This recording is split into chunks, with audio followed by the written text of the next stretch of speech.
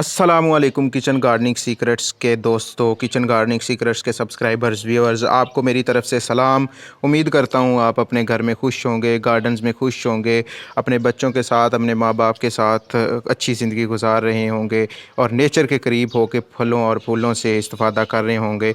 उम्मीद करता हूँ कि आप इस चैनल से बहुत सारी वीडियोज़ देख कर अपने गार्डनिंग को बेहतरीन बना रहे होंगे। मेरा नाम अज़हर है और मैं इस चैनल पर बहुत सारे टिप्स एंड ट्रिक्स आप लोगों के लिए शेयर करता रहता हूँ। पेस्टिसाइड्स बनाने का तरीका शेयर करता रहता हूँ और डिफरेंट फल और सब्जियां हैं उनके बारे में आपको टिप्स शेयर करता रहता हूँ।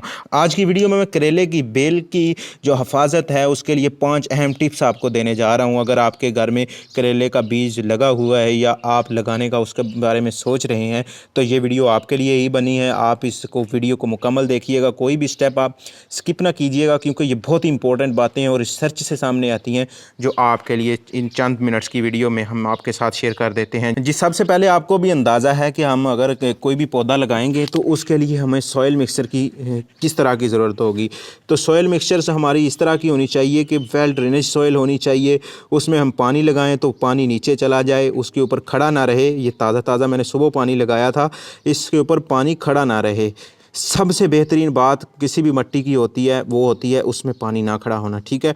उसके लिए हम क्या कर सकते हैं सॉइल मिक्सचर बनाने के लिए? सॉइल मिक्सचर बनाने के लिए जी हम उसमें रेत का इस्तेमाल कर सकते हैं। जो कंपोस्ट है, वर्मी कंपोस्ट हो सकती है, या कोई भी गाय के गोबर की खाद उसमें हम शामिल कर सकते हैं, या गोट के गोबर की जो खाद होती है, यानी गोट की मेंगने होती हैं, जो बकरी की मेंगने, उसकी खाद भी हम बना सकते हैं। वो भी बेहतरीन सोर्स होता है, ठीक है। इसी तरह से हम जो सूखे पत्ते होते हैं वो भी अपनी मिट्टी में शामिल कर सकते हैं। वो भी एक ऐसा ज़रिया फराहम करते हैं कि पानी जो है वो इसके ऊपर खड़ा नहीं होता। चाहे आप क्यारी में लगाएं, चाहे आप गमले में लगाएं, ये मैटर नहीं करता। आपकी मिट्टी जो है वो सबसे पहले मैटर करती है कि आपका पौधा उसमें कैसे ग्रोथ करेगा। आप में से बहुत सारे लोगों के पौधे जो है वो अपने गमलों में लगाते हैं और चंद दिन के लिए वो जर्मिनेट होते हैं और उसके बाद जर्मिनेट होने के बाद 10-15 दिन के अंदर अंदर वो सड़ जाते हैं, मर जाते हैं, पत्ते मुड़ जाते हैं।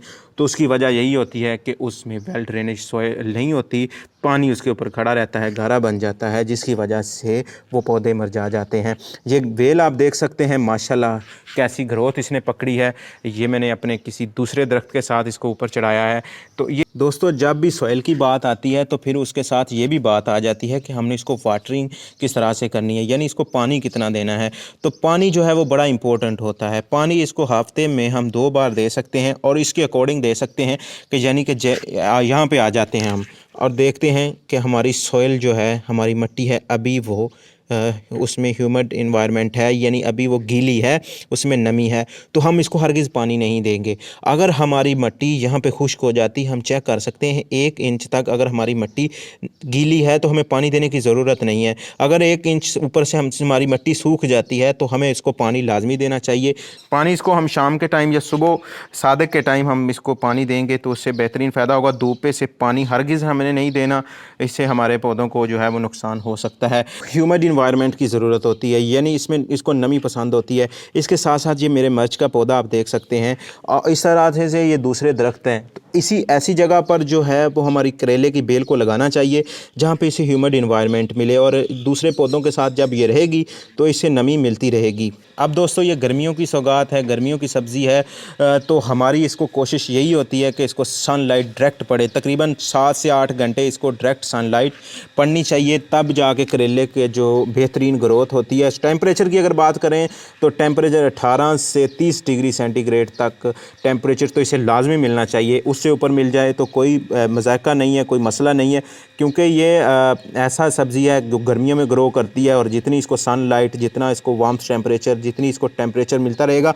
अलबत्ता हमने बात की थी कि इसको ह्यूमिड इन्वायरमेंट की भी ज़रूरत होती है। वो ये है कि इसको जो नीचे से जो हमारी मिट्टी है और इसके रूट्स हैं वो ह्यूमिड इन्वायरमेंट पसंद करते हैं, और जो इसका ऊपर वाला स्ट्रक्चर है वो इसको वार्म टेम्परेचर, यानी इसकी डायरेक्ट सनलाइट में जो कैपेसिटी होती है वो पसंद करता है। और इसको टेम्परेचर भी इतना ज़्यादा मतलब चाहिए होता है कि ताकि ये बेहतरीन ग्रोथ पकड़ सकें। आपने ये परेशान नहीं होना कि हमारा पौधा जो है वो धूप पे है, तो उसको लिए हम ग्रीन शीट्स का इस्तेमाल कर सकते हैं, लेकिन इतना टेम्परेचर तो देना चाहिए कि हमारे पौधों को जो उसको चाहिए उतना तो मिल जाए। क्योंकि बाज़ औक़ात ऐसा होता है कि अगर हम ग्रीन शीट्स का भी इस्तेमाल कर लें अपने गार्डन में तो वो भी नुकसानदेह साबित हो सकता है, क्योंकि कुछ पौधों को डायरेक्ट सनलाइट की ज़रूरत होती है और तकरीबन उसको 7 से 8 घंटे के लिए ज़रूरत होती है पौधों को।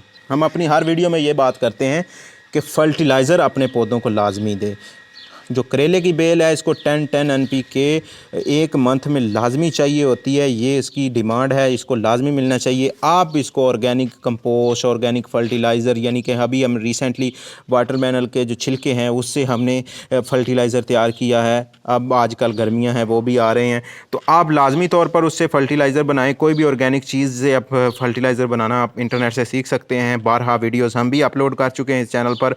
तो ऐसी कोई फर्टिलाइज़र बनाएं, आप करेले की सब्ज़ी को देते जाएं और उससे फल जो है वो लेते जाएं। फर्टिलाइज़र के साथ साथ जो इम्पोर्टेंट टिप्स होती हैं करेले की सब्ज़ी के लिए, तो अब अगर हम उसकी जो बेल है, ये मेरा पौधा अभी ग्रोथ पकड़ रहा है, उसके साथ साथ हम देखें ना, ये जो एक्स्ट्रा स्टेम्स निकल रही होती हैं, ये सक्कर्स होते हैं, ये खून चूसते हैं। कोशिश करनी है कि जो बेल वाला बड़ा पौधा है, पत्ता है, उसको हमने रहने देना है और जो दूसरे पत्ते होते हैं उनको हमने यहाँ से फ़ारग करना होता है। इसकी कटिंग बहुत ज़रूरी होती है, जैसे कि आप ये देख सकते हैं। इसी तरह से जो हमारे जब ये बड़े हो जाएंगे तो ये सारी जो पावर्स हैं ये अपनी तरफ खींचना शुरू कर देंगे और फल की तरफ जो है वो पावर्स नहीं जाएंगी, फल की तरफ न्यूट्रिशंस नहीं जाएंगी, जिससे हमारे जो करेले तो लगेंगे लेकिन बड़े नहीं होंगे, या बड़े होंगे तो काने होंगे। इसी तरह से जो है वो इसको नुकसान उठाना पड़ सकता है। इसी तरह से अगर हम देखें तो इसके ऊपर पेस्ट मैनेजमेंट हमें लाजमी करनी चाहिए।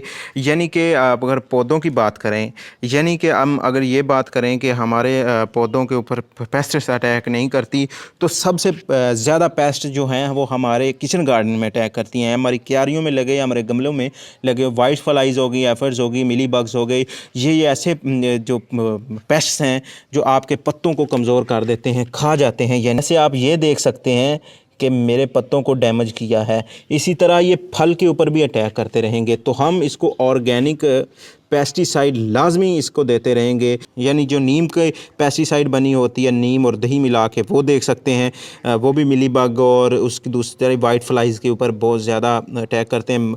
आप सुरख मिर्चों सिरके को शामिल करके भी इसके ऊपर डाल सकते हैं, जिसमें आप डिशवाश जो सोप होता है वो शामिल कर लें। और बनाने का तरीका इस चैनल पर मौजूद है, लिंक डिस्क्रिप्शन में आपको मिल जाएगी।